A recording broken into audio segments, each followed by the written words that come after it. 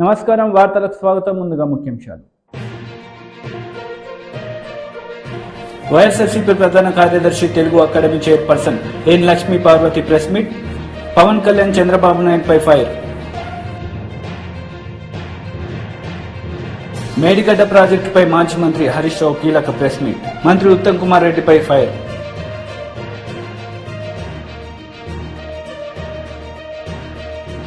జగనన్న విద్యా దీవెన కింద విద్యార్థులకు fee reimbursement మొత్తాన్ని సీఎం వైఎస్ జగన్ రెడ్డి విడుదల చేశారు. ఈ సందర్భంగా ఆయన ప్రసంగించారు.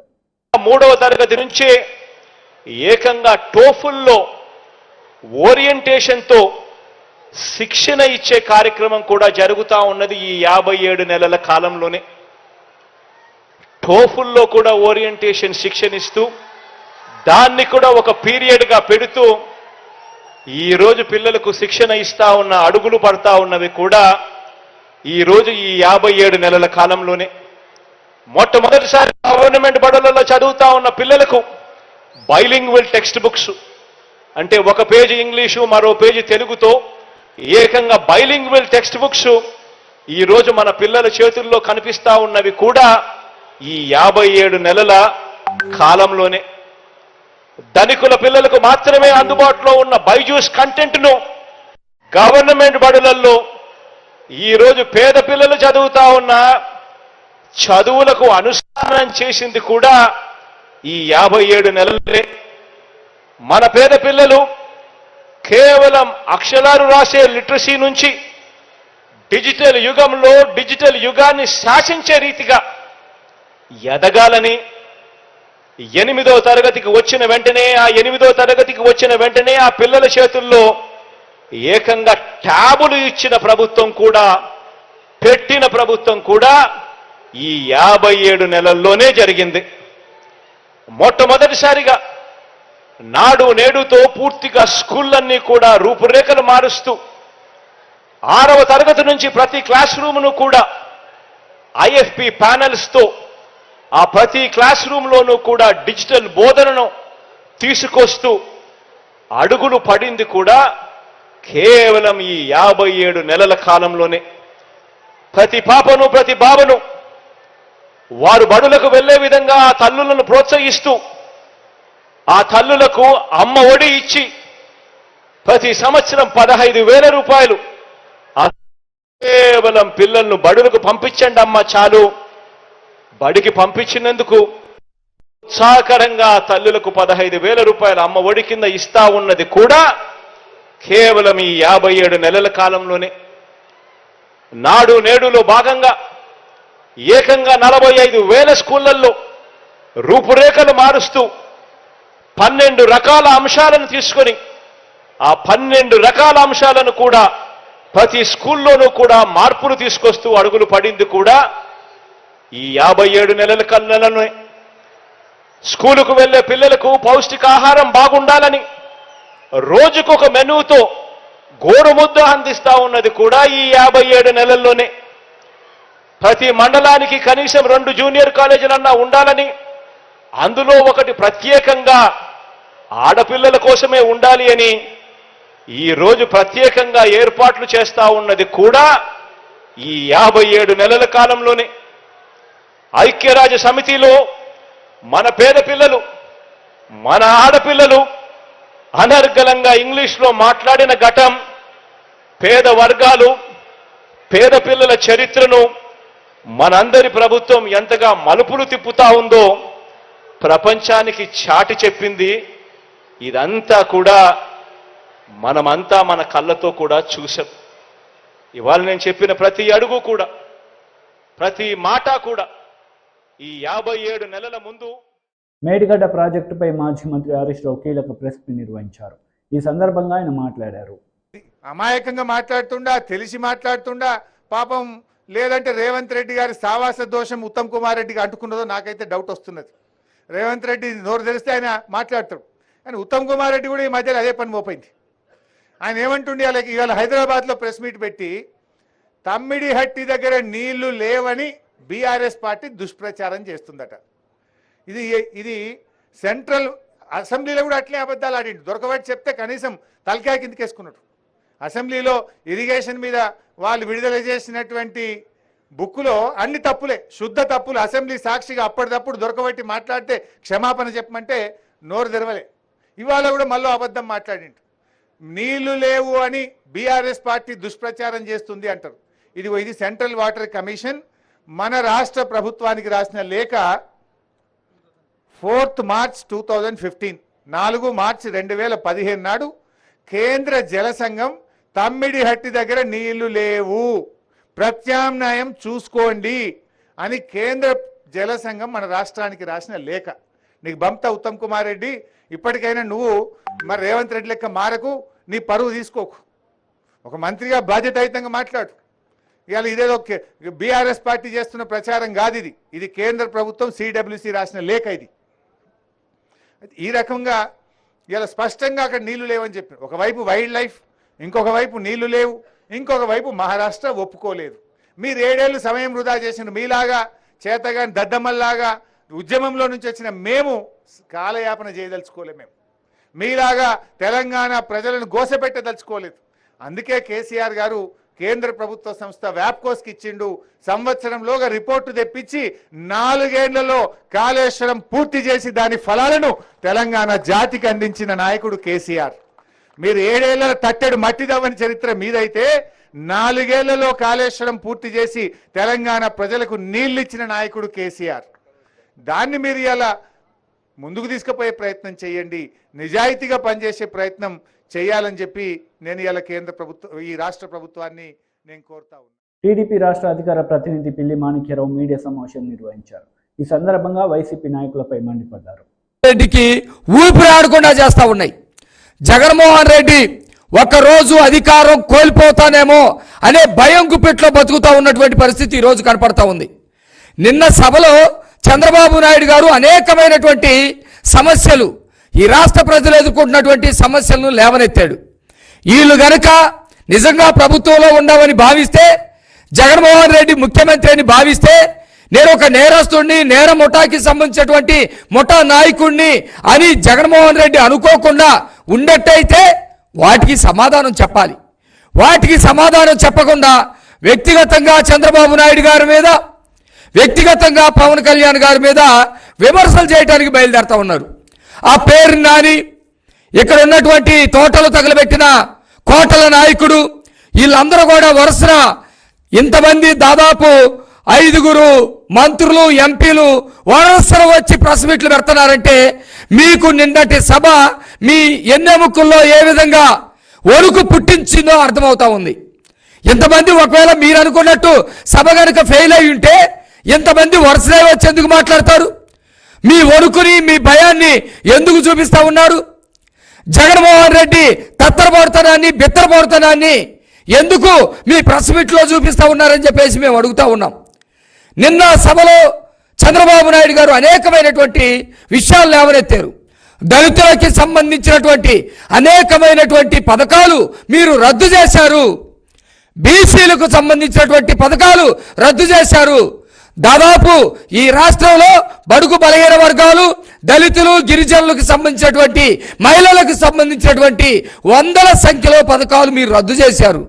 ఈ పథకాలు రద్దు చేస్తే మీకు వీళ్ళు ఎందుకు ఓట్లేస్తారని చంద్రబాబు నాయుడు గారు నిన్న సభలో అడిగారు. మీరు సమాధానం చెప్పండి.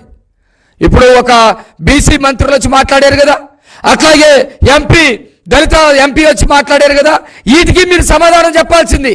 అయ్యా చంద్రబాబు నాయుడు గారు తీసుకొచ్చినటువంటి ఏదైతే భూమి కొనుగోలు పథకం ఉందో ఆ భూమి కొనుగోలు పథకాన్ని మేము రద్దు చేయలేదని చెప్పండి. దమ్ముంటే దళితులు మీకు ఓట్లేస్తారు. అంబేద్కర్ విదేశీ విద్యని మేము రద్దు చేయలేదని చెప్పండి. అంబేద్కర్ విదేశీ విద్యకి అంబేద్కర్ గారి పేరు తీసేసి జగన్ పేరు మేము పెట్టలేదు అని చెప్పండి. మీరు దమ్ముంటే దళితులు ఓట్లేస్తారని చెప్పేసి మీకు నమ్మకం ఉంటే, బీసీలకు సంబంధించిన, కాపులకు సంబంధించిన రిజర్వేషన్ల 5% మేము ఎత్తేలేదని చెప్పండి.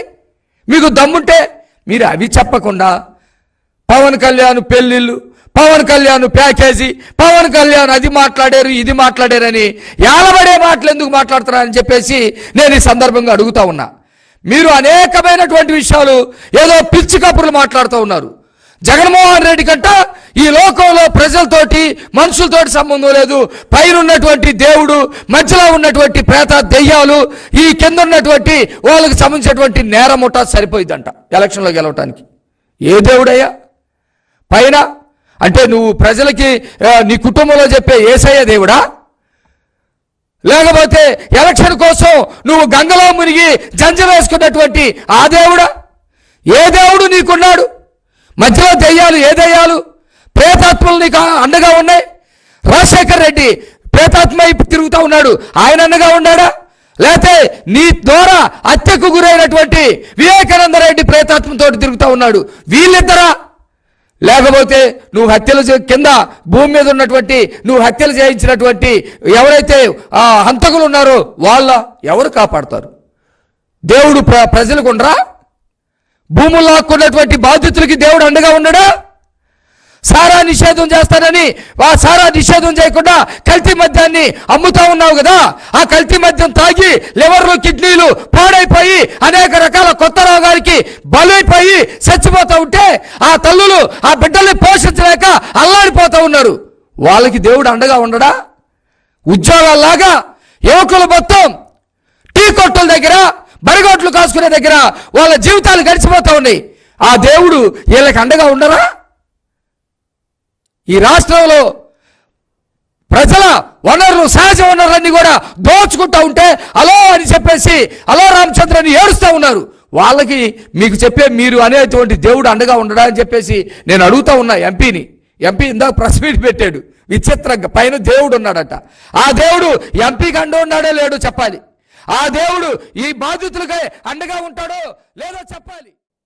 వైఎస్ఆర్సీపీ ప్రధాన కార్యదర్శి, Telugu academy chairperson N Lakshmi Parvathi press meet నిర్వహించారు. ఈ సందర్భంగా పవన్ కళ్యాణ్ చంద్రబాబు నాయుడులపై మండిపడ్డారు. బీజేపీలో ఇతను కోవర్ట్లు ఉంటారు, కమ్యూనిస్టులో ఉంటారు, ఏ పార్టీలు కాంగ్రెస్లో ఉంటారు. ఇతను అన్ని పార్టీలు అవసరం కొద్ది పార్టీలన్నీ మార్చుకుంటూ ఉంటాడు, అవసరం కొద్ది అవకాశవాద పొత్తులు పెట్టుకుంటూ ఉంటాడు.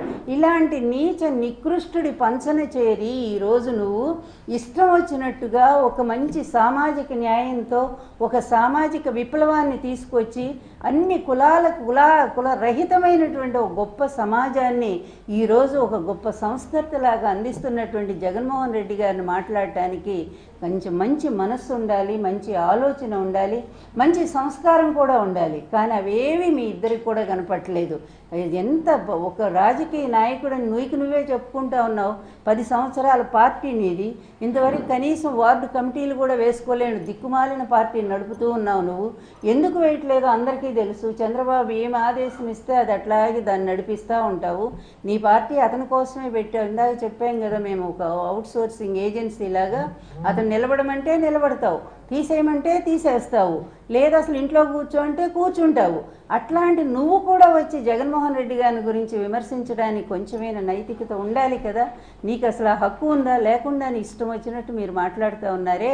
నేను ఒక్కటే చెప్తున్నా, ఈ పవన్ కళ్యాణ్ ఒక చిన్న పిల్లాళ్ళు అంటాడు. అసలు రాజకీయాల్లో అతని గురించి ఒక్క నిమిషం కూడా మనం ఏమి మాట్లాడాల్సిన అవసరం కూడా లేదు. నా దృష్టిలో నేను ఎప్పుడు మాట్లాడలేదు కూడా, ఇప్పుడే మాట్లాడుతున్నాను. ఎందుకంటే అతను కనీసం కొంచెమన్నా బుద్ధి వస్తుందేమోనని. కానీ అసలైనటువంటి దొంగ, అసలైనటువంటి నీచుడు, అసలైనటువంటి నికృష్టపు రాజకీయాలను నడిపినటువంటి వాడు, ప్రజల్ని దోపిడీ చేసినటువంటి వాడు, ప్రజా వ్యవస్థల్ని మొత్తం కూడా అన్ని వ్యవస్థల్ని సర్వనాశనం చేసి ఈరోజు ప్రతిదీ కూడా ప్రక్షాళన చేసుకునేటువంటి పరిస్థితిలో ప్రతి వ్యవస్థ పడింది. న్యాయ వ్యవస్థ ఇప్పుడిప్పుడే తేరుకుంటా ఉంది. అదేవిధంగా అన్నీ కూడా తేరుకునేటువంటి ఈ పరిస్థితుల్లో మళ్ళీ ఇలాంటి దొంగ, ఇలాంటి అవినీతి పరుడు, ఇలాంటి ప్రజా వ్యతిరేకి, ముఖ్యంగా పేద వర్గాల వ్యతిరేకమైనటువంటి ఇతను గనక పొరపాటున మళ్ళా ఇతను అధికారంలోకి వస్తే ఎంత ప్రమాదం జరుగుతుందో ఆంధ్ర ప్రజలు కూడా దయచేసి ఆలోచించమని తెలియజేస్తా ఉన్నాను. ఇలాంటి నీచుడి పరిపాలన 14 ఏళ్ళు చూశారు. ఆంధ్రప్రదేశ్లో ఎక్కడైనా ఒక చిన్న ప్రాజెక్టు కానీ, ఒక అభివృద్ధి కార్యక్రమం కానీ ఎక్కడైనా ఇతని హయాంలో జరిగిందా? దయచేసి ప్రజలారా మీరు ఆలోచించండి. అదేవిధంగా 3 రాజధానులు అంటంలో కూడా ఆయన ఉద్దేశం ఒక్కటే, 3 ప్రాంతాలు ఒకేసారి డెవలప్ కావాలి, మొత్తం తీసుకెళ్ళి డబ్బులన్నీ కూడా ఒకే ఏరియాలో పెడితే అది నష్టం జరుగుతుంది, అక్కడ ప్రజలు నష్టపోతారు మిగిలిన ప్రాంతాల్లో అనే ఉద్దేశంతో ఈరోజు నిజంగానే అన్ని ప్రాంతాల్లో కూడా అన్ని రకాల పరిశ్రమలు వస్తున్నాయి. అభివృద్ధి లేదని అబద్ధాలు రాస్తారు. ఈనాడు ఒకడు, తర్వాత ఈ ఆంధ్రజ్యోతి ఒకడు. మా టైంలో ఏ విధంగా ఎన్టీఆర్ ప్రభుత్వాన్ని దించడానికి చంద్రబాబుకు సహకరించారో ఈరోజు కూడా అదే మీడియా మళ్ళీ చంద్రబాబుకి ఎక్కించడం కోసం జగన్మోహన్ రెడ్డి మీద ఇష్టం వచ్చినట్టుగా పిచ్చి పిచ్చి వార్తలు అబద్ధాలు రాస్తూనే ఉన్నారు. ఈ అబద్ధాల మీడియాని, ఈ అబద్ధాల చక్రవర్తి చంద్రబాబుని, ఈ అవినీతి చక్రవర్తిని ప్రజలు ఎన్నాళ్ళు భరించాలి? ఒక్క మంచి చేయలేని వ్యక్తి, ఇంకొక వైపు జగన్మోహన్ రెడ్డి గారు ఎన్నో మంచి పనులు చేసుకుంటూ కరోనా లాంటి టైంలో కన్న తండ్రిలాగా మీ అండగా నిలబడి మిమ్మల్ని కాచుకున్న ఆ మహానుభావుడిని ఆయన పరిపాలన కావాలా? లేకపోతే రేపు చంద్రబాబును పొరపాటుని గెలిపిస్తే అతను రాడు ముఖ్యమంత్రిగా, ఆ పనికి మాలినాడు ఉన్నాడు కదా, చదువు సంజా లేనటువంటి వాడు, ఆయన తీసుకొచ్చి ఆ పిచ్చోడిని తీసుకొచ్చి ఎవరు లోకేష్ని, వాడిని తీసుకొచ్చి ముఖ్యమంత్రిని చేస్తాడు. లేకపోతే పెళ్ళాం అన్నం కూడా పెట్టదు, అతనికి బయటికి గెంటే పరిస్థితి ఉంది. అందువల్ల అలాంటి ఒక దురదృష్ట పరిస్థితి జగన్మోహన్ రెడ్డి కావాలా? లేకపోతే 75 సంవత్సరాలు ఒక ముసలోడు అవినీతితో పూర్తిగా లక్షల కోట్లు సంపాదించి ప్రజలకు అన్యాయం చేసినటువంటి వాడు, వాడి కుటుంబం కావాలా? దయచేసి ప్రజలు వాళ్లే నిర్ణయించుకో. మాజీ మంత్రి ప్రత్తిపాటి పుల్లారావు మీడియా సమావేశం నిర్వహించారు. ఈ సందర్భంగా పలు అంశాలపై ఆయన మాట్లాడారు. అభివృద్ధిని చంద్రబాబు నాయుడు గారి నాయకత్వంలో తెలుగుదేశం పార్టీ ఆధ్వర్యంలోనే చేసి చూపించాం. రాజకీయంగా ప్రజాక్షేత్రంలో నన్ను ఎదుర్కోలేక అక్రమ కేసులు పెట్టి నా కుమారుణ్ణి అరెస్టు చేసి నన్ను నైతికంగా ఇబ్బంది పెట్టాలనే ప్రయత్నం స్పష్టంగా కనపడుతూ ఉంది. మీ బెదిరింపులకు భయపడేది లేదు. నేను న్యాయాన్ని, ధర్మాన్ని నమ్ముకొని ముందుకెళ్తున్నాను. నేను నమ్ముకున్న న్యాయం, ధర్మం నాకు అండగా ఉండటం ఈ రాష్ట్ర ప్రజలు చూడబోతున్నారు. మీరు అరాచకాలు, అకృత్యాలనే నమ్ముకున్నారు. అవే మిమ్మల్ని తొక్కిపెట్టడం కూడా తథ్యం. చిలకలూరుపేట అభివృద్ధి కోసం, ప్రజల కోసం ఎంతవరకైనా పోరాడతాం. నాకు టికెట్ ప్రకటించిన 24 గంటల్లో నా కుమారుడిపై కేసు పెట్టారు. 24 గంటలు తిరక్కముందే కుమారుడి మీద, కుటుంబ సభ్యులందరి మీద కేసు పెట్టారు. AP state director of revenue intelligence ఎవరి ఆధీనంలో ఉంది? ప్రభుత్వానికి సంబంధం లేకుండా రెవెన్యూ ఇంటెలిజెన్స్ సృష్టించి ఎందుకోసం, ఎవరిని ఇబ్బంది పెట్టడానికి? ప్రభుత్వ ప్రేరేపిత ఉగ్రవాదానికి నా కుమారుడిపై పెట్టిన కేసు డిఆర్ఐ వ్యవస్థ రూపకల్పనే సాక్ష్యం. వ్యవస్థలను విచ్ఛిన్నం చేసి తన వికృత చేష్టలకి జగన్మోహన్ రెడ్డి ప్రభుత్వ యంత్రాంగాన్ని వాడుకుంటున్నారు. జగన్ రెడ్డి చేస్తున్నటువంటి కుట్రలు, కుతంత్రాలు తెలుగుదేశం పార్టీ నా ఆత్మస్థైర్యాన్ని, చిలకలూరుపేట విజయాన్ని దెబ్బతీయలేవు. జగన్మోహన్ రెడ్డి తెలుసుకోవాల్సినటువంటి విషయాలు. ఎందుకంటే చిలకలూరుపేటలో ఎదుర్కోలేక, చిలకలూరుపేటలో విజయం వన్ సైడ్ ఉందనేటువంటి తట్టుకోలేక నా కుమారుడిపై, కుటుంబ సభ్యులపై బురద జల్లటమే ధ్యేయంగా పెట్టుకున్నటువంటి ఈ డిఆర్ఐ కుట్ర కేసు.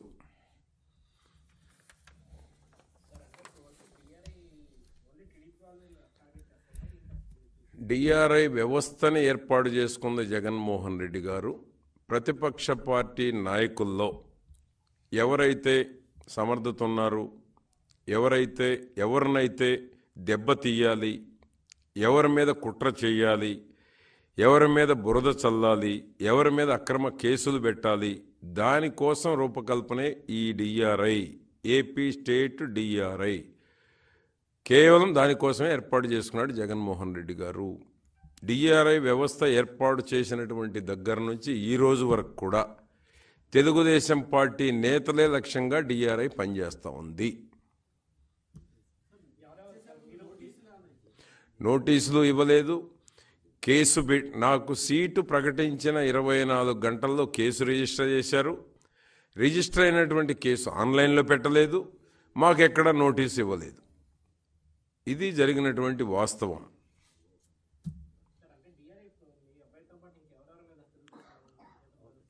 అంటే ఇప్పుడు వాళ్ళ టార్గెట్స్ ఉన్నాయి.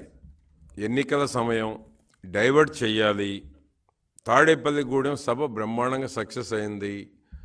చంద్రబాబు గారు పవన్ కళ్యాణ్ స్పీచ్ ప్రజల్లో డిస్కషన్ జరుగుతుంది, దాన్ని డైవర్ట్ చేయాలి. దాన్ని డైవర్ట్ చేయటంలో భాగమే నా కుమారుడి మీద పెట్టినటువంటి ఈ డిఆర్ఐ కేసు. నిన్నంతా మీడియా డైవర్ట్ అయిపోయింది కదా. ఈరోజు గురజాలు జరగబోతోంది, రేపు మళ్ళీ ఎల్లుండి ఎవరినొకరిని పెడతారు.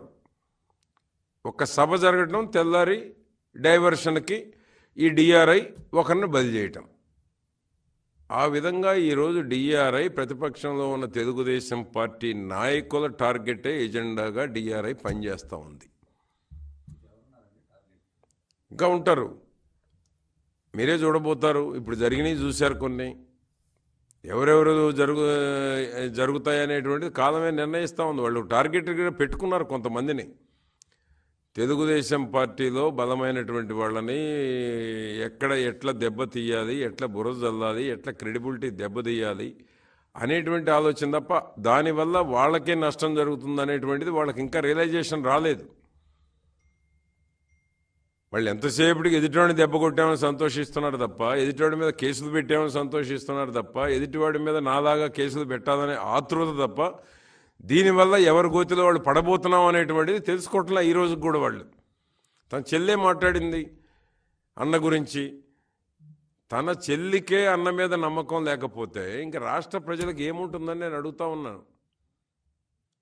చెల్లికే లేదు, ఇంకా మాలాంటి వాళ్ళకి ఏ విధంగా ఇబ్బంది పెట్టాలో చూస్తున్నారు రాష్ట్ర ప్రజలు. నిన్న నుంచి ఎప్పుడన్నా ఇటువంటి సంఘటన చూసామా రాష్ట్ర చరిత్రలో? సోషల్ మీడియాలో ఏదన్నా మాట్లాడినా కేసు పెట్టడం, లుకౌట్ నోటీసులు ఇవ్వడం. ఎప్పుడన్నా ఉందా లుకౌట్ నోటీస్? వార్తలు ముగించే ముందు ముఖ్యాంశాలు మరోసారి. వైఎస్ఆర్సీపీ ప్రధాన కార్యదర్శి, Telugu academy chairperson N Lakshmi Parvathi press meet. Pawan Kalyan Chandrababu నాయుడుపై ఫైర్. మేడిగడ్డ ప్రాజెక్టుపై మాజీ మంత్రి హరీష్ రావు కీలక ప్రెస్ మీట్. మంత్రి ఉత్తమ్ కుమార్ రెడ్డిపై ఫైర్.